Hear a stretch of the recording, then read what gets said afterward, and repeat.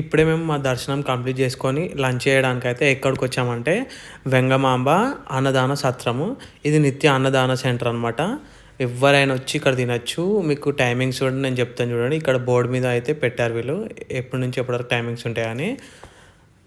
ఇదే entrance guys. మనకైతే లోపలికి వెళ్ళంగానే ఇంత పెద్ద పిక్చర్ అయితే కనిపిస్తుంది. చాలా బాగుంటుంది.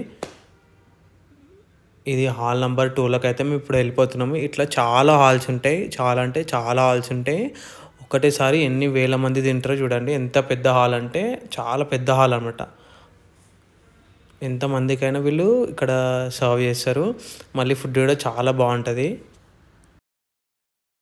మేమైతే ఇప్పుడు డైనింగ్ హాల్లోకి అయితే ఎంటర్ అయిపోయినాము. ఇప్పుడు వాళ్ళు సర్వ్ చేస్తున్నారు. ఆల్రెడీ చాలా మంది ఉంటారు. ఎంతమంది అయినా తినొచ్చు. నేనైతే ఫస్ట్ ట్రై చేసేస్తున్నాను. టేస్ట్ అయితే బాగుంటుంది. అయితే మనకు సర్వ్ చేసేసారు టమాటా చట్నీ, స్వీట్, ఇంకా దోసకాయ కర్రీ, రైస్, ఇంకా సాంబారు, పప్పు, పెరుగు అవన్నీ మళ్ళీ తెస్తారు.